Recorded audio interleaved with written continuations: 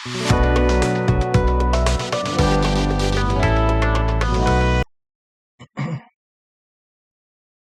Assalamualaikum warahmatullahi wabarakatuh. Kita lanjutkan pertemuan berikutnya. Seperti yang sudah saya informasikan, jika teman-teman sudah melakukan proses koneksi, sudah melakukan proses penyimpanan data, maka selanjutnya teman-teman tambahkan, ya, tambahkan tombol cari data dan juga tombol hapus data, ya. Jadi tampilannya nanti akan seperti yang ada di layar. Selanjutnya, ketika kita sudah berbicara, teman-teman diminta untuk menambahkan tombol cari dan tombol button, tombol delete, maka teman-teman tambahkan seperti ini. Ya, teman-teman tambahkan di sini ada type-nya button, lalu kita punya ID-nya BTN cari, name-nya juga BTN cari, lalu tambahkan juga button untuk hapus data dengan ID-nya adalah BTN del dan juga name-nya BTN del. Ini untuk menghasilkan tampilan seperti ini. Lalu selanjutnya, langkah apa yang harus teman-teman lakukan? Yang pasti, setelah kita melakukan proses ini, button tidak mungkin dengan form. Ya, ketika kita berbicara action, maka type-nya haruslah submit. Nah, kalau kita menggunakan type-nya button, maka teman-teman tambahkan. Ya, teman-teman tolong tambahkan terkait dengan function untuk script. JavaScript. Tapi sebelumnya teman-teman silakan cari terlebih dahulu atau boleh mengikuti tautan ini untuk menampilkan data-data hasil parsing. Kita nanti eh, menggunakan Ajax, gitu ya. Jadi teman-teman tambahkan jQuery DS3.4.1 ini untuk melakukan aktivasi agar tombol ini bisa digunakan. Nah, selanjutnya terkait dengan tombol dengan ID BTN cari, ya. Nah, teman-teman lakukan. Ini adalah ID kita untuk tombol cari tadi. Kita panggil ID-nya menggunakan crash. Lalu ketika tombol button cari ini kita pilih klik, maka dia harusnya akan melakukan proses yang ada di dalam sini. Ya. Nah, teman-teman tambahkan dengan string.post. Transaksi ini adalah nama kelas kita. Ya, ini yang sudah kita tuliskan juga di web XML. Ya, ini kita punya untuk transaksi di web XML kita. Lalu selanjutnya kita punya action. Action ini sama halnya dengan kita akan memberikan variabel yang akan diterima nanti pada kelas kita dengan nama cari data. Lalu kita punya txt kode, lalu kita punya ini txt kode yang akan kita lakukan proses pencarian. Nah, kalau ini sudah dilakukan, maka nanti data yang sudah kita kirimkan ke kelas transaksi ini, ya, maka akan diterima melalui function data. Nah, untuk memastikan function data ini berhasil atau tidak, teman-teman tambahkan alert data, ya, data ini dari sini. Lalu kita nanti bermain dengan JSON. Maka untuk mengambil data tersebut kita parsing dengan JSON menggunakan seperti ini dan nanti kita punya variabel atau punya isian sukses ini yang akan kita split di kelas transaksi ya. Lalu 0 ini adalah array terkait dengan sukses ini ada di yang keberapa. Lalu untuk menampilkan ID atau menampilkan berdasarkan pencarian kita, kali ini kita akan mencari data ini berdasarkan nama kita gitu ya, txt nama itu ada di proses yang sebelumnya pernah teman-teman buat. Ini terkait dengan txt nama ya. Maka untuk menampilkannya teman-teman arahkan berdasarkan txt nama dengan script dokumen get element by id, ini adalah id-nya. Lalu ini adalah value-nya. Lalu obj ini parsingan dari parsi JSON tadi dengan key-nya adalah message, lalu ini adalah indeks yang ke-1 ya. Nah, kalau ini sudah teman-teman lakukan semuanya, lalu teman-teman kembali ke transaksi. Di sini kita punya penerimaan data kita ya. Penerimaan data kita yang kita pakai kan sebenarnya ini ya. Teks kode kita ambil dari kode, lalu selanjutnya karena tadi kita memiliki ACT ya. Kita memiliki ACT ini kita ambil di sini ya. Kita punya action, action itu diambil dari sini ya. Kita punya action, actionnya kita ambil dari sini dengan menggunakan request.getParameter ya. Ini perlu teman-teman perhatikan. Ini adalah action kita. Lalu selanjutnya variabelnya kita simpan di dalam ACT. Ya, lalu selanjutnya kita punya ini. Nah, sebelum teman-teman melanjutkan untuk cari data, tadi karena kita di sini actionnya punya cari data, gitu ya, maka ya ini kita gunakan ACT sesuai dengan variabel yang kita punya. Namun sebelumnya, sebelum teman-teman melanjutkan, karena kita sebelumnya sudah melakukan proses insert data, maka di form ini untuk proses action, ya, untuk proses action, teman-teman silakan tambahkan skripnya seperti ini. Ini adalah kelas kita, lalu teman-teman tambahkan script ini tanda tanya action tambah data. Ya, ini untuk memisahkan nanti kapan action kita tambah data, kapan action kita akan melakukan ubah data, kapan action kita akan melakukan cari data, dan kapan action kita akan melakukan hapus data. Ya, ini silakan nanti teman-teman tambahkan. Kalau sudah ditambahkan, otomatis kita sudah punya conditional statement. Ya, jika kondisinya tambah data, maka scriptnya ini. Jika kita melakukan cari data, maka kita lakukan pencarian ya dengan scriptnya. Teks kode ini kita ambil dari baris yang ke-53 ya. Lalu selanjutnya kita lakukan create statement seperti materi sebelumnya. Lalu kita manfaatkan result set. Lalu ini kita kembalikan dia ke proses awal. Nah, ini untuk menyimpan variabel kita. Ini adalah proses untuk mengambil dari database. Ini adalah field kita, kode bank. Ini nama bank, ya. Lalu ini kita simpan. Nah, kalau sudah seperti ini, yang kita lakukan adalah teman-teman memanfaatkan JSON, ya, memanfaatkan JSON. Sebelum memanfaatkan JSON, teman-teman pastinya tambahkan terlebih dahulu library, ya. Ini sebelum kita memanfaatkan JSON, teman-teman tambahkan library. Di sini kita punya add library. Oke.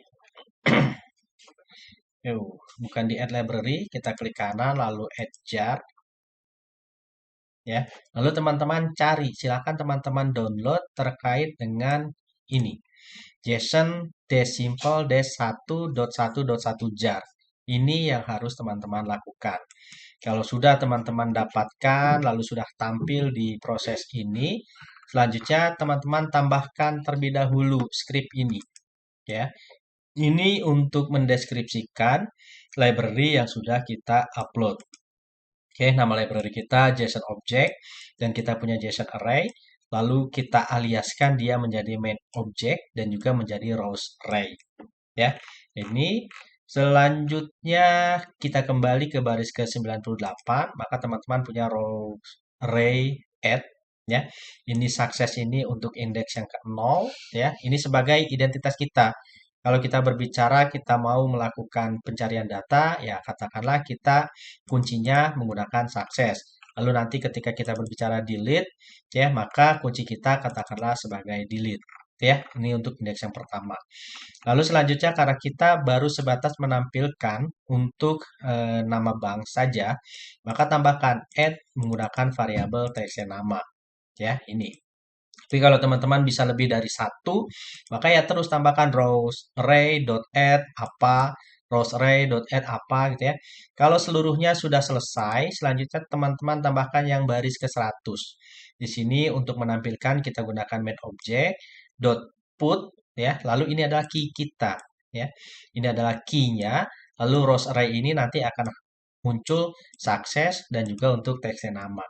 Ya, nah ini kita gunakan result main object to JSON. Nah, ini untuk menampilkan datanya. Oke, ini untuk melakukan pencarian data.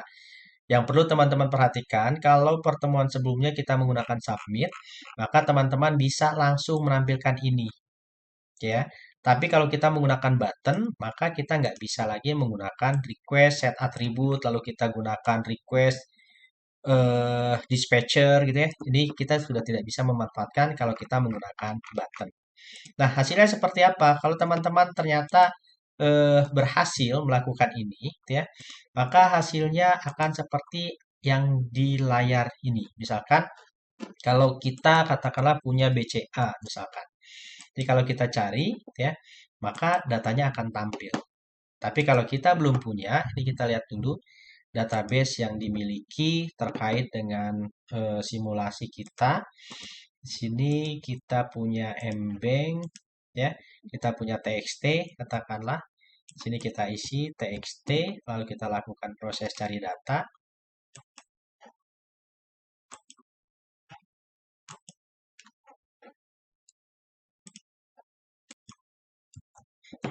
Nah, hasil yang diharapkan ketika kita memasukkan kode txt gitu ya, ketika kita melakukan proses cari data.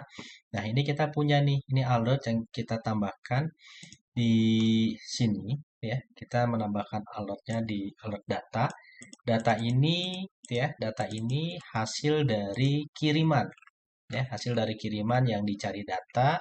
Kita punya ini main object dot put, ini adalah key kita, lalu ini adalah sukses dan juga nama bank kita ya. Nah, ini contohnya kita punya message, sukses, dan txt nama.